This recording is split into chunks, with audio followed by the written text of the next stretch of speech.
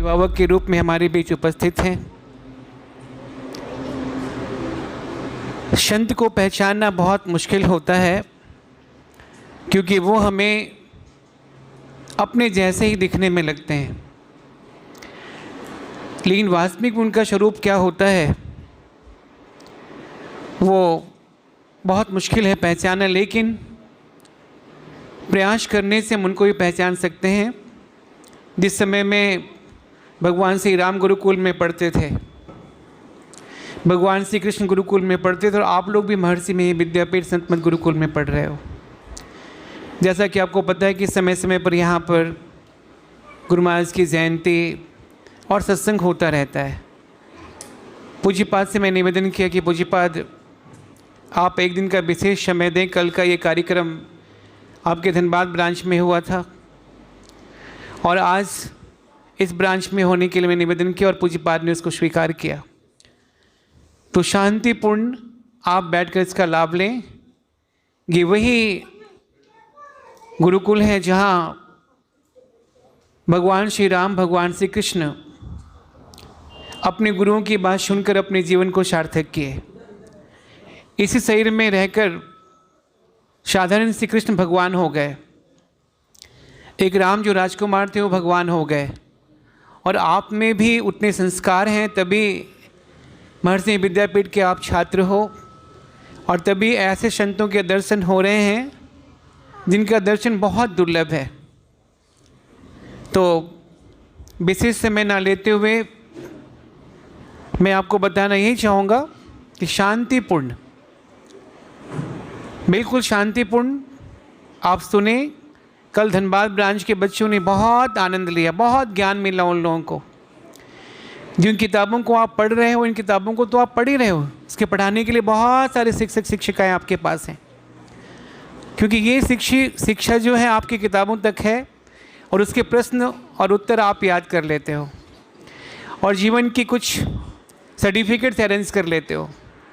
लेकिन स्वामी विवेकानंद जी महाराज ने आध्यात्मिक गुरु के शरण में जाकर ऐसे ही जैसे आप बैठे हो वैसे ही वो गुरुकुल में पढ़कर और सत्संग करके विश्व विख्यात संत हो गए। तो चलिए सभी लोग बैठ जाएं प्लीज़। तो पूज्यपाद जिनके दर्शन कर रहे हो, मैंने कहा पूज्यपाद विदेशों में भी कई ऐसे देश विदेश हैं जहाँ हम लोग अभी तक नाम सुनते हैं। इन पूज्यपाद का वहाँ पे भी एक प्रवचन हो चुका है और इनकी जो क्वालिफ़िकेशन है, जिस क्वालिफ़िकेशन को हम लोग यही समझेंगे कि ये कितने पढ़े होंगे।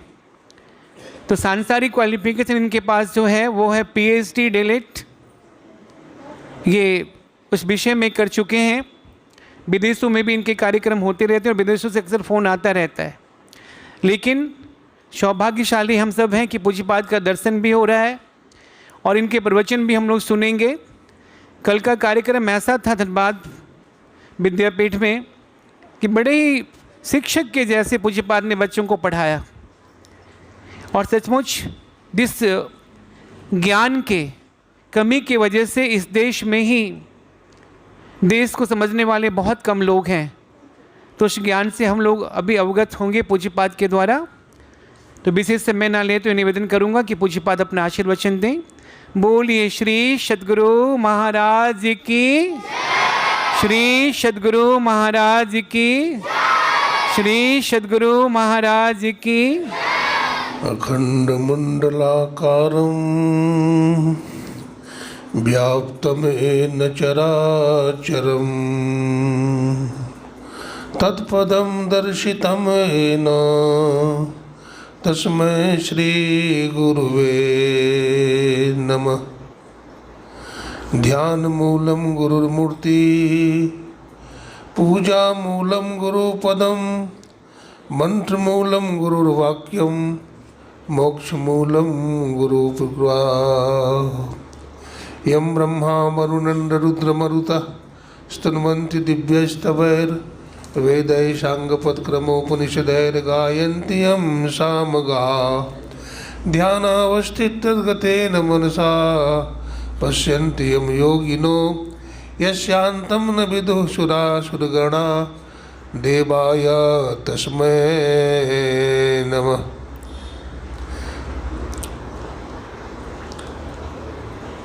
बोलिए प्रेम से श्री सद्गुरु महाराज की, श्री सद्गुरु महाराज की, श्री सद्गुरु महाराज की।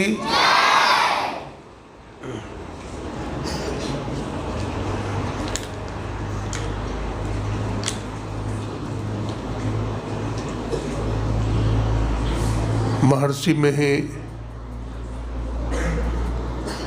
विद्यापीठ दुर्गाडीह के धनबाद के परम आदरणीय परम श्रद्धेय विद्वान निर्देशक श्री संजीव कुमार जी, प्राचार्य श्रद्धेय श्री अबीर जी, उपराचार्य श्रद्धेय श्री सौरभ सर जी, समस्त शिक्षक शिक्षिकाएँ, प्यारे बच्चों एवं यहाँ के कर्मचारीगण, सबको मेरा हार्दिक अभिनंदन और साधुवाद।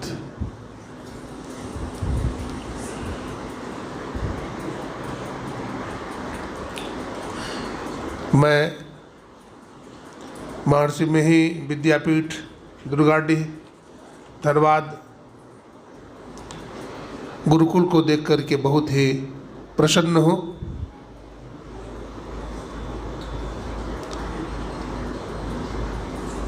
प्यारे बच्चों, मैं आप लोगों को कुछ ज्ञान, ध्यान, शिक्षा, स्वास्थ्य आदि के संबंध में बतलाऊंगा। विद्यार्थी का जीवन तपोमय जीवन होता है। विद्यार्थी पढ़ते हैं, विद्या अध्ययन करते हैं और विद्या अध्ययन करके योग्य बनते हैं,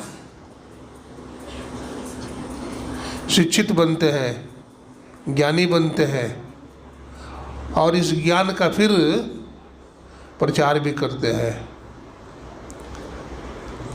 ज्ञान केवल हमारे मुख में नहीं होता है, ज्ञान हमारे कर्तव्य में होता है। सभी बच्चे बिल्कुल शांत भाव में बैठे, बातचीत न करो, बिल्कुल शांत भाव में बैठो।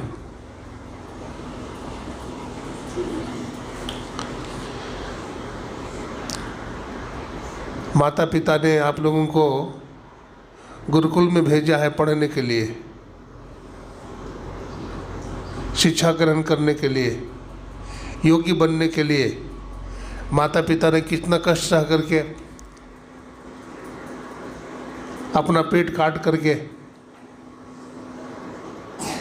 बहुत कष्ट सह करके आप लोगों का फी देते हैं, ड्रेस देते हैं, भोजन की व्यवस्था के लिए पैसे देते हैं, शादी तैयारी करते हैं। इसलिए आप लोग गुरुकुल में आकर के मन लगाकर पढ़िए, समय बर्बाद नहीं कीजिए। समय बहुत मूल्यवान होता है। समय का जो मूल्य नहीं समझता है उसे अंत में पछताना पड़ता है। एक बार महात्मा गांधी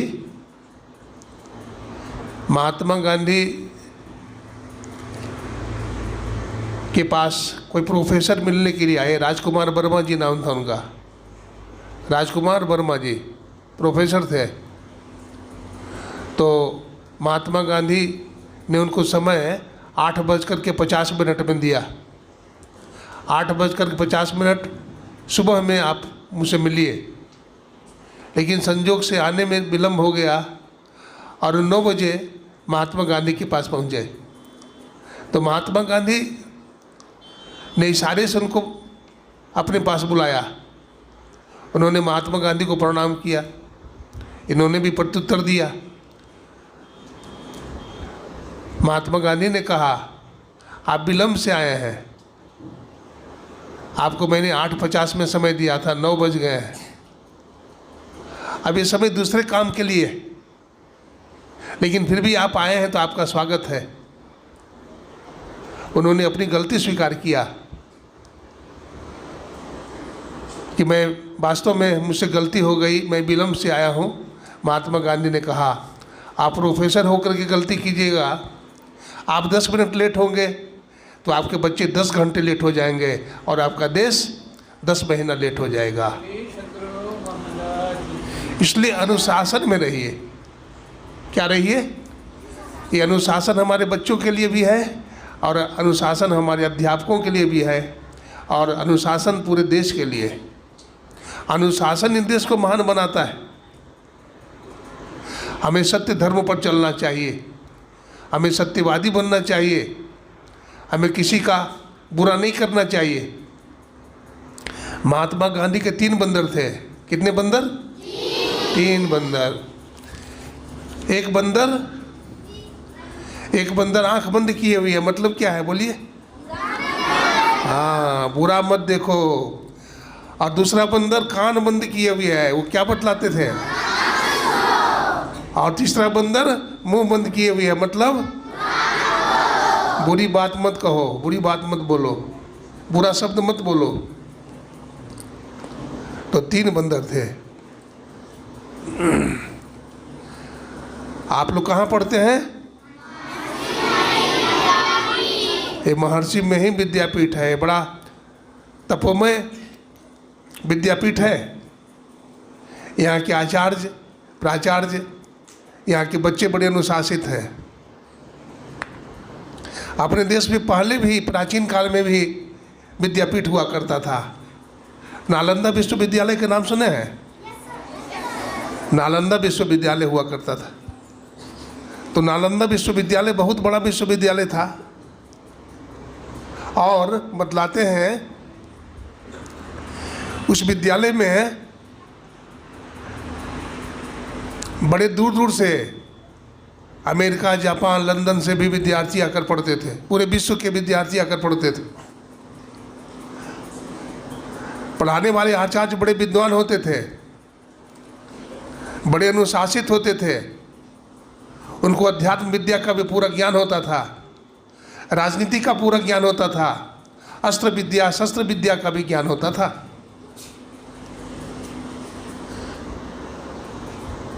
चीन का एक दार्शनिक ह्वेनसांग आया था नालंदा विश्वविद्यालय में, नाम सुन करके, ख्याति सुन करके कि नालंदा विश्वविद्यालय बहुत ही आध्यात्मिक विश्वविद्यालय है।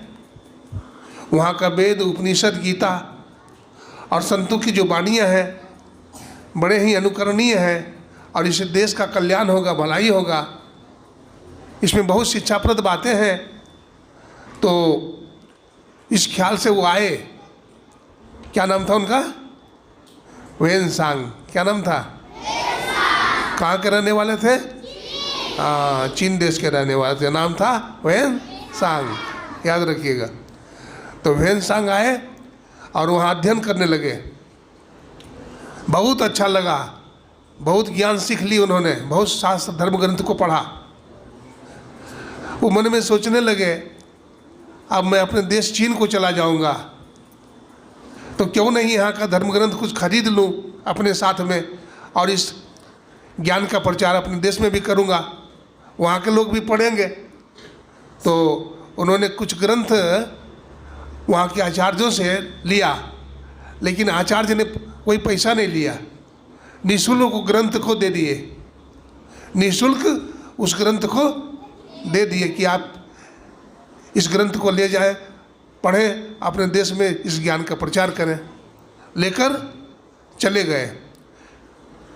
आचार्य ने कुछ विद्यार्थी को भी साथ में लगा दिया, 4-5 विद्यार्थी, कि आप भी साथ में जाओ, इन पुस्तक को लेते जाना। बीच में एक नदी लगती थी, नदी पार करना होता था।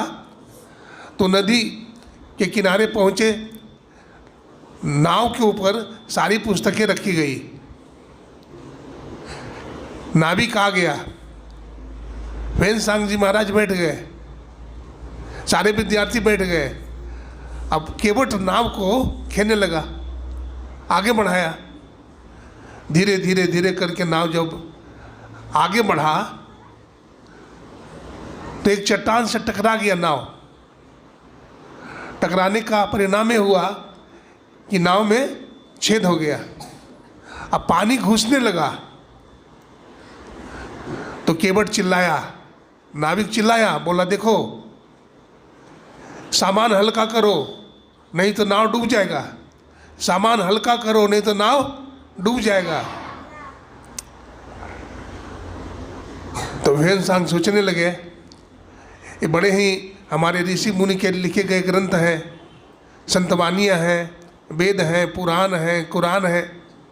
अगर इन सारे ग्रंथों को यूँ ही फेंक दिया जाएगा, ये बड़े मूल्यवान हैं, ये बड़े मूल्यवान हैं, अमूल्य ग्रंथ हैं, इसलिए इसको नहीं फेंकूंगा। वेनसांग सोच रहे थे मैं ही कूद करके मर जाऊंगा, ये पुस्तक सुरक्षित रह जाएंगे। तो वेनसांग कूदना ही चाह रहे थे कि विद्यार्थी खड़े हो गए। विद्यार्थी लोगों ने सोचा कि वेनसांग भी बड़े बहुमूल्य हैं, बड़े कीमती हैं, क्योंकि भारत के ज्ञान का प्रचार चीन में करेंगे तो ये भी महापुरुष हैं। हमारा अभी उपयोग कम है, हम बच्चे हैं, अभी हमारा उपयोग उतना नहीं है देश के लिए, हम उतना मूल्यवान नहीं है, तो क्यों नहीं हम ही कूद जाते हैं। वो बच्चे उठे और धड़ाधड़ नाव से कूद गए और नाव डूबने से बच गया, ग्रंथों की रक्षा हो गई। देखिए, ग्रंथ की रक्षा के लिए अपना प्राण दे दिया। इसी को त्याग बोलते हैं। क्या बोलते हैं? त्याग बोलते। त्याग के बिना कुछ नहीं मिलता है। आप लोग भी त्याग किए बच्चे ना, आप लोगों में भी त्याग है। आप लोग भी गुरुकुल में पढ़ते हो तो भूख प्यास मारा करो, चटपटी चीज़ नहीं खाना चाहिए। क्या चटपटी चीज़? गोलगप्पा खाते हो? बोलो, गोलगप्पा खाते हो? चाट खाते हो? खाना चाहिए? नहीं खाना चाहिए। यस सर, नहीं खाना चाहिए, नहीं खाना चाहिए। बाजार का चीज़ नहीं खाना चाहिए, ठीक है? फल खाइए। क्या खाइए? फल खाइए, फल में शक्ति है। नहीं, तली हुई चीज़ कम खाइए, सादा चीज़ खाइए, रोटी दाल सब्जी, हरी सब्जी, फल। तो इससे बुद्धि तीव्र होगी। क्या होगी? बुद्धि। सादा जीवन उच्च विचार रखना चाहिए। मांस मछली खाते हो कि नहीं? खाते हो? खाना चाहिए? नहीं खाना चाहिए। किसी जीव की हत्या नहीं करनी चाहिए। अच्छा, सब जीव में भगवान है कि नहीं? बोलो, भगवान कहाँ रहते हैं? बोलो। एक बच्चा बोल रहा है ऊपर में, और बोलो पीछे से बोलो, नीचे में। एक बच्चा बोल रहा है नीचे में। ठीक बात है, ठीक है। ऊपर में भी है भगवान और नीचे में भी भगवान है। भगवान सब जगह रहते हैं। कहाँ रहते हैं? तो हम लोगों का ईश्वर कितने हैं? एक कि दो? एक है। ईश्वर एक है। जैसे चांद सूरज एक है, उसी तरह से ईश्वर भी एक है। और ईश्वर को पाने का रास्ता भी कितना है? एक है। और कहाँ है? अपने अंदर में है। ईश्वर को पाने का रास्ता कहाँ है? अपने अंदर में है। अपने अंदर में है ईश्वर को पाने का रास्ता। इसलिए सब में ईश्वर है, सब में भगवान है। इसलिए किसी जीव की हत्या नहीं करनी चाहिए। इसलिए मांस मछली अंडा नहीं खाना चाहिए। खाना चाहिए? नहीं खाना चाहिए। जीवों पर दया करना चाहिए। माता पिता की सेवा करनी चाहिए, न करनी चाहिए? सेवा करनी चाहिए। देखिए, जब आप छोटे थे तो माता जी ने आपको 9 महीना माँ के गर्भ में रखा ना, माँ के गर्भ में रहे। और जब गर्भ से बाहर आए तो उन्होंने आपको रोटी, कपड़ा, रहने का जगह, मकान का व्यवस्था की। आप जब बिस्तर पर पेशाब कर देते थे, मल त्याग कर देते थे, तो माता जी उसको साफ करती थी। आप कपड़ा पहनाती थी आपको माता पिता, आप नाली में गिर जाते थे, माता जी क्या करती थी? आपको स्नान करा करके नया कपड़ा, धुला कपड़ा पहनाती थी। अपने आप जहाँ पेशाब किए गीले बिस्तर पर माँ सो जाती थी, आपको सूखा जगह पर सुलाती थी माँ। माँ का कितनी देर है?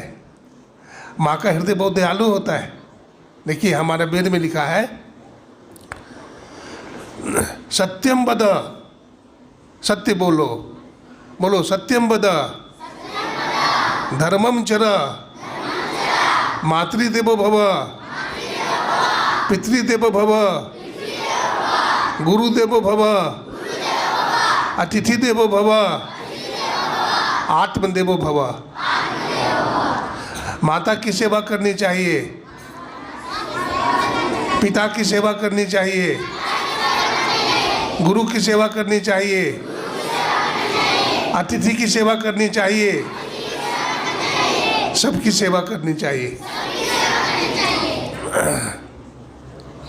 सेवा से क्या होता है? सद्गुण आते हैं, सेवा से बल मिलता है, सेवा से शांति मिलती है। इसलिए सबको क्या करना चाहिए? दूसरों की सेवा करनी चाहिए। देखिए माता का हृदय कितना करुणा से भरा होता है। मैं एक उदाहरण देता हूँ। एक गांव में बाढ़ आ गया, ठीक है, गांव के बगल में नदी थी, बरसात का दिन था, बाढ़ आ गई। जब बाढ़ आ गई तो बाढ़ में देखते हैं बहुत सारे लोग बह जाते हैं, बहुत सारे जानवर बह जाते हैं, आदमी बह जाता है। तो एक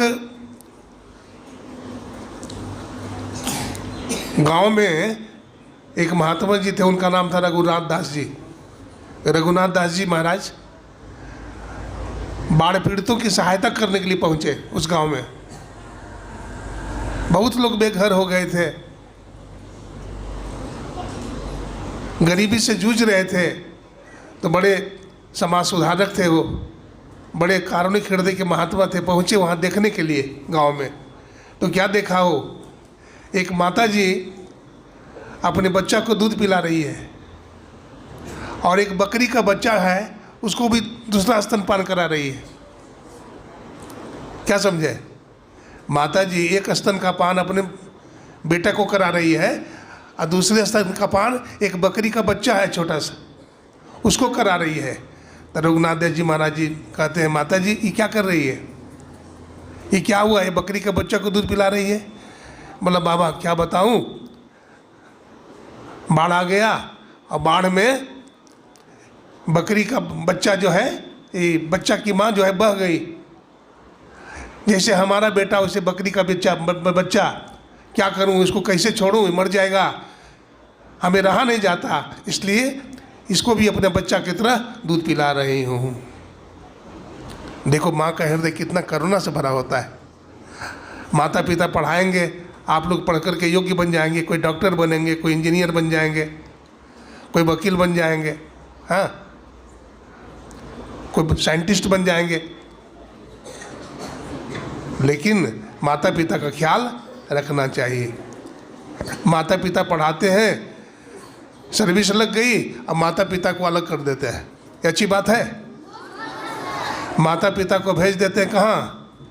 वानप्रस्थ आश्रम में, हाँ, वृद्धाश्रम में भेज देते हैं। ये अच्छी बात है? नहीं, ये अच्छी बात नहीं है। हमारी माता वृद्धाश्रम में न जाए ना, हमारे पिताजी वृद्धाश्रम में नहीं जाएं। कब नहीं जाएंगे? जब हम लोग अपने कर्तव्य को समझेंगे, जब हम लोग अपने कर्तव्य को समझेंगे कि माता ने जन्म दिया है, पिता ने जन्म दिया है, हमारी सेवा उन्होंने किया है, तो हमें भी बढ़ चढ़ करके उनकी सेवा करनी है। क्या समझे? माता पिता की सेवा करनी चाहिए।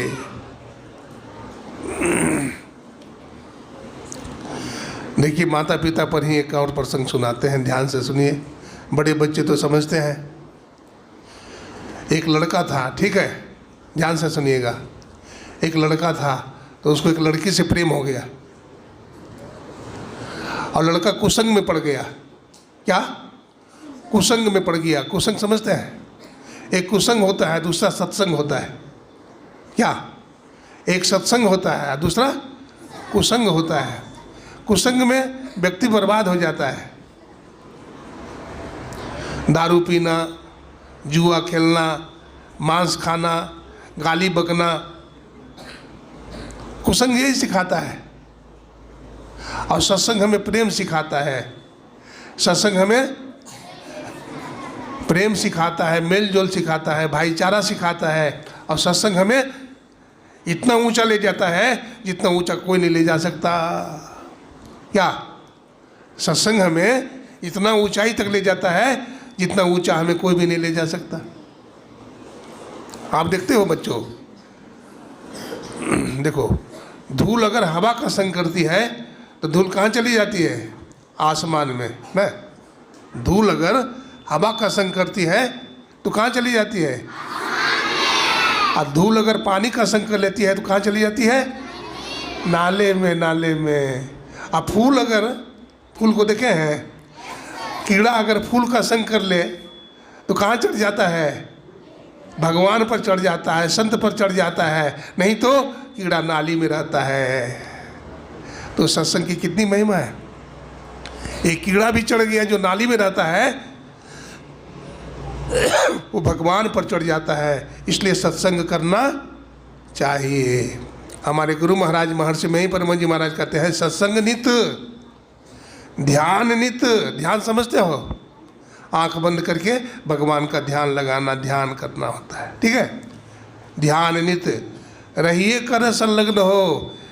व्यभिचार चोरी नशा हिंसा, झूठ तजना चाहिए, व्यभिचार नहीं करना चाहिए, झूठ नहीं बोलना चाहिए, चोरी नहीं करनी चाहिए, किसी जीव की हिंसा नहीं करनी चाहिए। ये पंच पाप से अपने आप को बचा करके रखना चाहिए।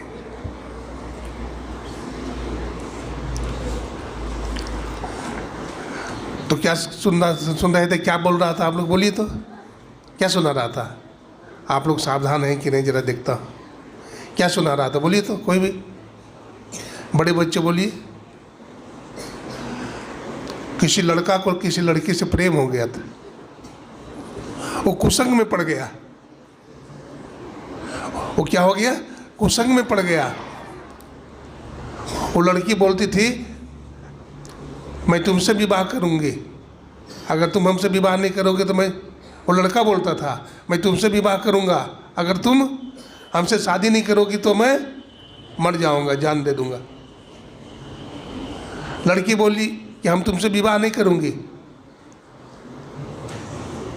क्यों? बोला एक शर्त पर करूंगी। बोला क्या शर्त है? बोला यदि तू अपने माँ का कलेजा निकाल करके हमको दे देगा, ला देगा, तब हम तुमसे विवाह करूंगी। बोला कोई बात नहीं, बहुत आसान बात है, मैं ला के दे देता हूँ। वो तो कुसंग में था, लड़का दारू पीता था, दारू पिए हुए था, चाकू लिया हाथ में और चला गया अपना घर। और माँ बैठी हुई थी, माँ से झगड़ा कर लिया। माँ कुछ बोली, कुछ हल्ला कर रही थी, तो पिताजी भी आ गए।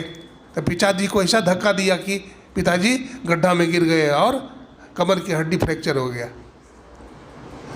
माताजी कुछ बोली तो नशा के झोंका में क्या किया, माँ के पेट में चाकू मार दिया। माँ के पेट में चाकू मारा और घुमा दिया, गोल ब्लैडर बाहर आ गया चाकू के साथ, खून से लथपथ। पुलिस दरोगा आ गया, अरेस्ट कर लिया उसको जो मारा था। उसकी माँ अभी मरी नहीं थी, होश में थी।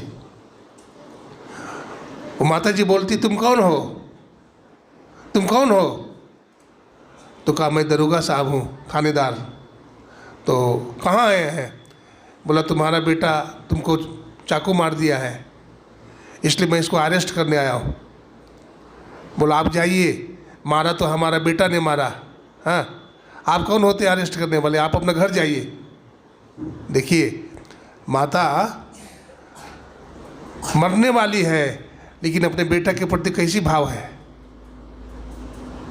बेटा के प्रति जब चाकू मारा ना माँ के पेट में बेटा और घुमा दिया चाकू को तो आह शब्द निकला माँ के हृदय से, आह बेटा। शराब पिए हुए था ना, झूम रहा था वो, बोला कहीं गिर न जाना। हृदय से आवाज़ आती है, बेटा कहीं गिर न जाना। बेटा ना समझ तो माँ को मार दिया, लेकिन माँ का हृदय देखो, बेटा कहीं गिर न जाओ। ऐसा करना चाहिए। याद रखना बच्चों, यदि हम सत्संग नहीं करेंगे, यदि हम अच्छी संगति में नहीं रहेंगे, यदि ईश्वर परमात्मा को हम नहीं मानेंगे तो हम नास्तिक हो जाएंगे। ईश्वर को जो मानता है उसको क्या बोलते हैं? आस्तिक। बोलो, ईश्वर वेद गुरु को जो मानता है उसको क्या बोलते हैं? और ईश्वर गुरु वेद को जो नहीं मानता है, हाँ, उसको नास्तिक बोलते हैं। तो आस्तिक बनना चाहिए कि नास्तिक बनना चाहिए? बोलो, आस्तिक बनना चाहिए, नास्तिक नहीं बनना चाहिए। देखो, अपना देश है ऋषि मुनियों का देश, संतों का देश है ना, धर्म प्रधान देश है, धर्म प्रधान देश है। हमारे देश में महर्षि वेदव्यास जी महाराज ने 18 पुराण की रचना किए हैं। कितना? 18 पुराण की रचना किए हैं। 18 पुराण है, और 18 पुराण में बहुत अच्छी अच्छी कहानी है, शिक्षाप्रद कहानियाँ हैं, जिसको पढ़ने से ज्ञान मिलता है। गोस्वामी तुलसीदास जी महाराज रामायण लिखे हैं। क्या? रामचरितमानस। क्या लिखे हैं? और उसकी टीका हमारे गुरुदेव महर्षि मही परम जी महाराज ने की है। रामचरितमानस पर टीका लिखे हैं कौन? महर्षि मही परम जी महाराज। कौन लिखे हैं? टीका लिखे हैं। रामचरितमानस सार सटीक। क्या लिखे हैं? रामचरितमानस सार सटीक, सटीक लिखे। और इतना सुंदर टीका लिखे हैं कि बहुत ज्ञान मिलता है। इससे दुनिया के लोगों का बड़ा भला होता है, कल्याण होता है अगर जो पढ़ता है। इसलिए सत्संग में आना चाहिए, सत्संग में आना चाहिए, और सत्संग को ध्यान से सुनना चाहिए ना, सत्संग को ध्यान से सुनना चाहिए। देखिए, ज्ञान 4 प्रकार का होता है। ज्ञान कितने प्रकार का होता है? बोलो, पहला श्रवण ज्ञान, मनन ज्ञान, निधिध्यासन ज्ञान, अनुभव ज्ञान। क्या क्या बताया? श्रवण ज्ञान, मनन ज्ञान, निधिध्यासन ज्ञान, अनुभव ज्ञान।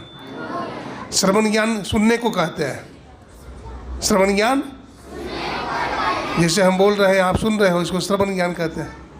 अब मनन ज्ञान, सुनी हुई बात को विचारना। सुनी हुई बात को विचारने को क्या कहते हैं? मनन कर। देखिए, मनन किया करो। निधिध्यासन, ध्यान करना। निधिध्यासन का मतलब क्या होता है? ध्यान करना, अपना चित्त वृत्ति को अंदर ले जाना, है ना। और अनुभव ज्ञान बाद में होता है। बाद में क्या होता है? बाद में अनुभव ज्ञान होता है। हमारे देश में बड़े महापुरुष हुए, स्वामी विवेकानंद जी महाराज, स्वामी रामतीर्थ जी महाराज, महर्षि अरविंद जी महाराज, महर्षि रमन, बड़े बड़े महापुरुष, संत कबीर साहब, गुरु नानक साहब, संत पलटू साहब, सहजो भाई, मीरा भाई, बहुत संत हुए। ये सब क्या हुए? अच्छा, संत किसे कहते हैं? बोलो, कोई पूछे संत किसे कहते हैं तो क्या बोलोगे? शांति को जो प्राप्त कर लेते हैं उनको संत कहते हैं। शांति को जो प्राप्त कर लेते हैं उनको क्या बोलते हैं? संत बोलते हैं। स्वामी विवेकानंद जी महाराज BA पास थे। क्या थे? BA पास थे। और उस जमाने में जब हमारा देश गुलाम था, उस समय भारत के ज्ञान को प्रचार करने के लिए कहाँ गए? अमेरिका गए। अमेरिका गए तो वो सादा जीवन उच्च विचार पर बड़ा बल देते थे। वो क्या बोलते थे? सादा जीवन उच्च विचार। हाँ, सादा जीवन उच्च विचार। स्वामी विवेकानंद जी महाराज जब अमेरिका पहुँचे, शिकागो शहर में उनका भाषण हुआ, हाँ, व्याख्यान हुआ, बड़े बड़े विद्वान लोग आए हुए थे, बड़े बड़े विद्वान आए हुए थे सब देशों से। स्वामी विवेकानंद जी महाराज तो उनसे कम ही थे, कुछ लोगों को लग रहा था ये तो कम ही है, ये तो गुलाम देश का आदमी है, ये तो कुछ नहीं जानता होगा। लेकिन स्वामी विवेकानंद जी में कोई अहंकार नहीं था, स्वामी विवेकानंद जी महाराज में कोई अहंकार नहीं था। वो जैसे अपना कपड़ा पहनते थे, ढीला ढाला कपड़ा पहने हुए थे और माथे पर पगड़ी बांधे हुए थे, टहल रहे थे। व्याख्यान के बाद शिकागो के सड़क पर घूम रहे थे। एक दंपत्ति घूम रहे थे, तो दंपत्ति स्वामी विवेकानंद जी को देख करके उनकी पत्नी बोलती है, देखिए इस जेंटिलमैन को देखिए।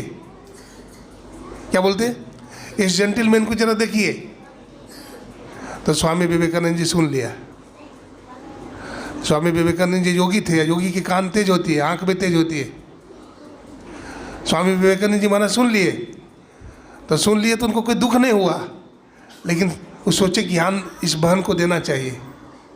वो कहते, बहन आपने जो हमारे बारे में बोली वो मैंने सुना कि इस जेंटिलमैन को देखो, लेकिन मैं इस जेंटिलमैन की व्याख्या करना चाहता हूँ। इसमें कुछ भाव छिपे हुए हैं। आपके देश में जेंटिलमैन वो होता है जो फुल पैंट शर्ट जींस पहनता है, टाई बाई लगाता है, उसको बोलते हैं जेंटिलमैन। लेकिन हमारे देश में gentleman full pant shirt tie लगाने से नहीं होता है। हमारे देश में जेंटिलमैन संत बनाते हैं और तुम्हारे देश में जेंटिलमैन दर्जी बनाते हैं, दर्जी।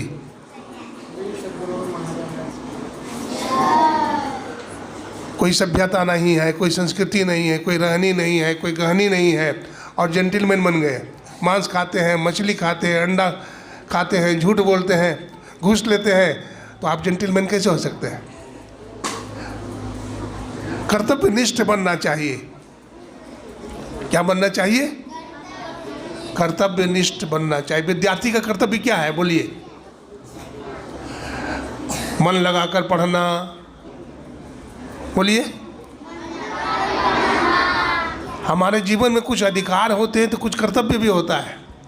हमारा अधिकार है विद्यालय में पढ़ना, ठीक है, तो अध्यापक का आदर करना। क्या करना?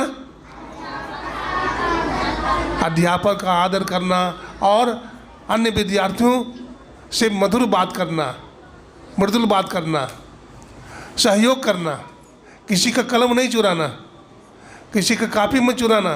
कि चुराना चाहिए? बोलो, नहीं चुराना चाहिए। किसी का कलम, कॉपी, पैसा नहीं चुराना चाहिए। अगर मान लीजिए रास्ते में मिल गया तो अध्यापक महोदय को दे देना चाहिए कि मैंने पाया है। ये अच्छे विद्यार्थी का लक्षण होता है। मैं विद्यार्थी का लक्षण वहाँ बताया था, है ना?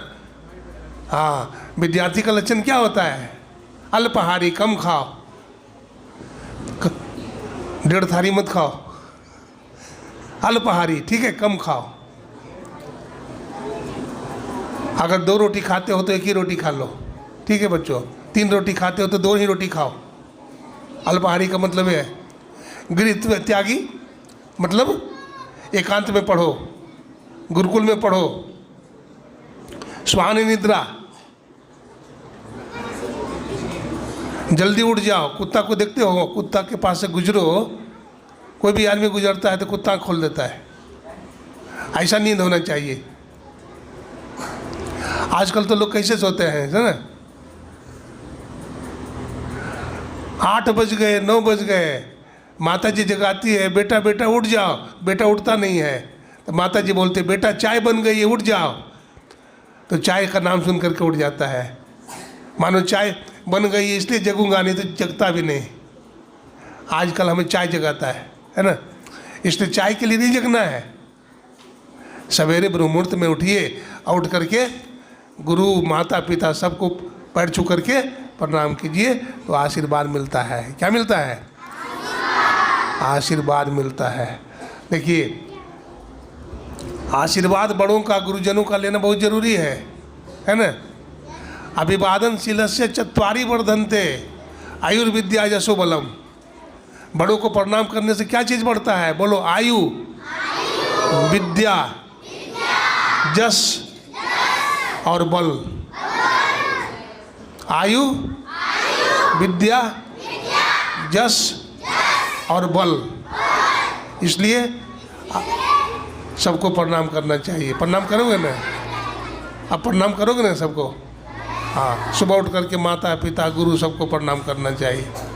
और झूठ नहीं बोलना चाहिए बात बात में। महात्मा गांधी पढ़ते थे स्कूल में, ठीक है, जब अपने समय में स्कूल में पढ़ते थे वो, तो विद्यालय में इंस्पेक्टर साहब आ गए।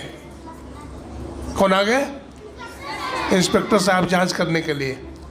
तो महात्मा गांधी पढ़ने में थोड़े कमज़ोर थे, तो इंस्पेक्टर साहब कुछ शब्द लिखा है बच्चों को, क्रिस्टल। क्या लिखा है? क्रिस्टल।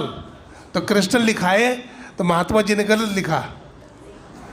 तो मास्टर साहब इशारा कर रहे थे महात्मा गांधी को कि उसको देख करके लिख लो। तो महात्मा गांधी ने उसको देख करके नहीं लिखे, गलत ही लिख दिए। वही बाद में जाकर के महात्मा गांधी हुए। तो सत्य और अहिंसा के पुजारी। चोरी नहीं करनी चाहिए। परीक्षा में नकल करना चाहिए? नकल नहीं करना चाहिए। जो अपने आप आवे वही लिखो, ठीक है ना। किसी को धोखा मत दो। किसी को धोखा, हाँ, धोखा दिबेन धक्का खाबेन। किसी को धोखा देंगे तो धक्का मिलेगा, इसलिए किसी का धोखा मत दो, ठीक है। और बात देखो, बोलिए प्रेम से श्री सद्गुरु महाराज की। आप लोग समझते हैं कि जो धनवान घर का बच्चा है वही पढ़ता है, जो गरीब घर का बच्चा है वो नहीं पढ़ता है। देखो यहाँ हमारे आदरणीय हमारे निदेशक महोदय श्रद्धेय श्री संजीव घोष जी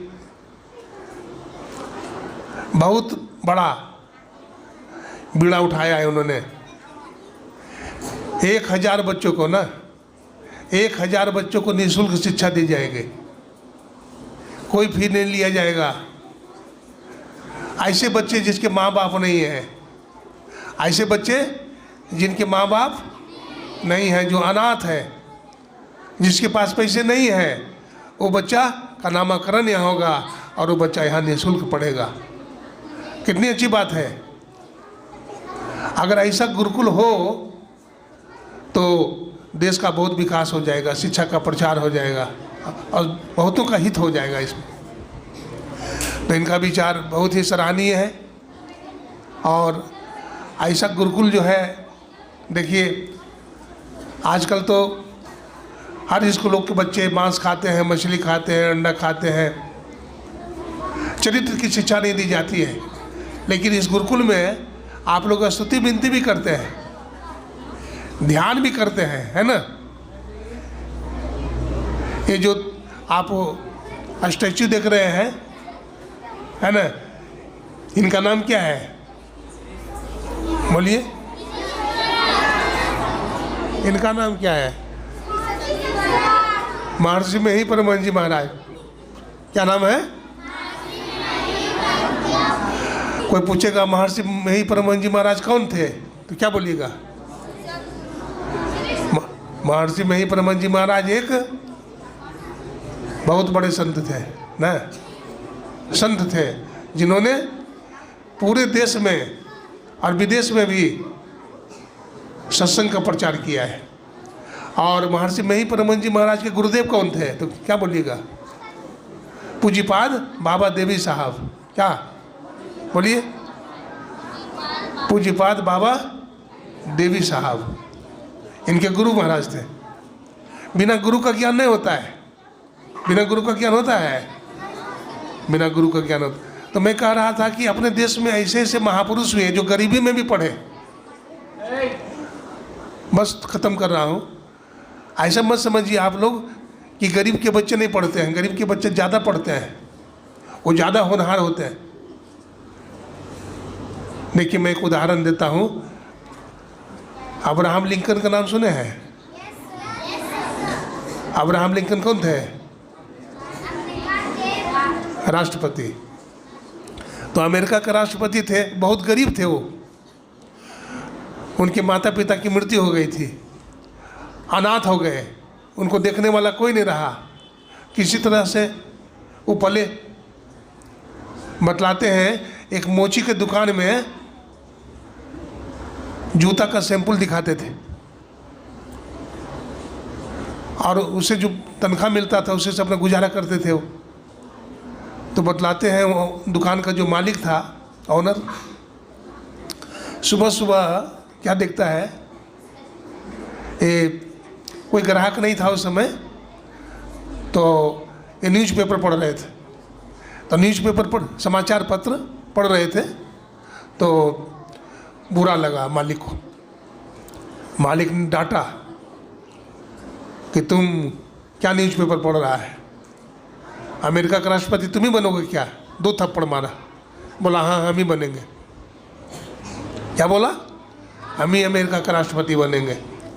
वो मारता गया, वो बोलता गया हम ही बनेंगे। वही देखो, अब्राहम लिंकन पढ़ लिख करके पहले एडवोकेट बना, अब बाद में फिर और पढ़ाई किया, बाद में फिर अमेरिका का राष्ट्रपति हो गए। क्या बन गए? अमेरिका के राष्ट्रपति। अपने देश में बहुत ऐसे महापुरुष हैं जो गरीबी में पढ़े हैं, गरीबी में पढ़े हैं। तो अब्राहम लिंकन एक बार अस्वस्थ हो गए थे, ठीक है, हॉस्पिटल में भर्ती थे। तो उनको देखने के लिए बहुत सारे नेता सब आए थे, मिलने के लिए, बड़े बड़े नेता सब। तो उनकी बड़ी तारीफ किया कि लिंकन महोदय, आप अपने जीवन में बहुत मेहनत किए हैं, आप प्रशंसा के पात्र हैं, आप देश के गौरव हैं, आपने अमेरिका का सबसे ऊंचा पद को प्राप्त किया है। तो उनकी आंख में आंसू आ गए, अब्राहम लिंकन की आंख में आंसू आ गए। वो अपने ऑटोग्राफी में लिखा, आत्मकथा में, ऑटोग्राफी ऑफ लिंकन एक किताब है, ठीक है, उसमें उन्हें लिखा, क्या लिखा? I turn wrong, I should turn right, if I would have turn right I have would a Christ. क्या समझा? मैं अपने जीवन में गलत दिशा में चला, मैं अपनी दिशा से मुड़ गया, टर्न हो गया।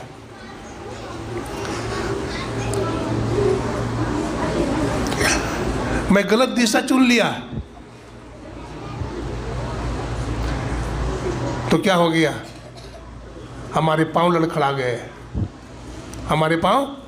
अगर मैं सही दिशा में चला होता तो मैं क्राइस्ट होता, एक पैगंबर होता। हाँ, अगर मैं सही दिशा में चला होता। देखिए अपना देश कितना महान है, अपने देश में कैसे कैसे महापुरुष हुए हैं। देखिए, गाय चराने वाले भगवान श्री कृष्ण भगवान कहलाए। क्या कहलाए? भगवान। और ईसाई धर्म के प्रवर्तक कौन थे?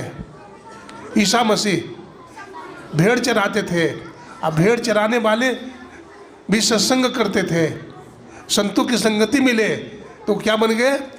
ईसाइयों के मसीहा बन गए। और हमारे मुस्लिम धर्म के प्रवर्तक कौन थे? हजरत मोहम्मद साहब। तो हजरत मोहम्मद साहब भी क्या चराते थे? बकरी चराते थे, और वो भी पैगंबर कहलाए। तो हम भी अगर पढ़ाई लिखाई करेंगे, बढ़िया से मेहनत करेंगे और गुरुकुल का नाम ऊंचा करेंगे, है ना। विद्यार्थी सच्चा वही होता है जो अपने गुरु का, माँ बाप का नाम रोशन करता है, ऊंचा करता है। आप लोग भी अपना गुरुकुल, अपने गुरु, अपने माता पिता, अपना देश का नाम रोशन कीजिए, तभी पढ़ाई का सच्चा अर्थ निकलता है ना, तभी मकसद पूरा होता है। तो मैं सबसे पहले यहाँ के जो हमारे निदेशक हैं, आदरणीय हमारे विद्वत श्रद्धेय श्री हमारे निदेशक महोदय और हमारे प्राचार्य महोदय, हमारे उपप्राचार्य और हमारे यहाँ के कर्मचारीगण, सबको मैं बहुत बहुत धन्यवाद देता हूँ। और हमारे साथ धर्मानंद जी हैं और हमारे साथ अभिनंदन जी हैं, ये दोनों को भी बहुत धन्यवाद देता हूँ, क्योंकि मैं भी जो भी सत्संग करता हूँ तो ये दोनों हमारा साथ देते हैं, कदम में कदम मिलाकर चलते हैं, तभी तो मैं सत्संग कर पाता हूँ। अगर ये दोनों का भी साथ ना मिले तो मैं भी सत्संग नहीं कर सकता। तो इन लोगों का भी बहुत बहुत धन्यवाद देता हूँ। और हमारे नन्हे मुन्ने बच्चों, आप लोग अपने जीवन में बहुत आगे बढ़े, तरक्की करें, है ना, तो हमें बड़ी खुशी होगी। आप देश के गौरव हैं, आप देश के प्रतिभा हैं, आप ही राम हैं, आप ही कृष्ण हैं, आप ही शिव हैं, आप ही जानकी हैं, आप ही सावित्री हैं। इसलिए आप लोग मन लगाकर पढ़िए, आगे बढ़िए।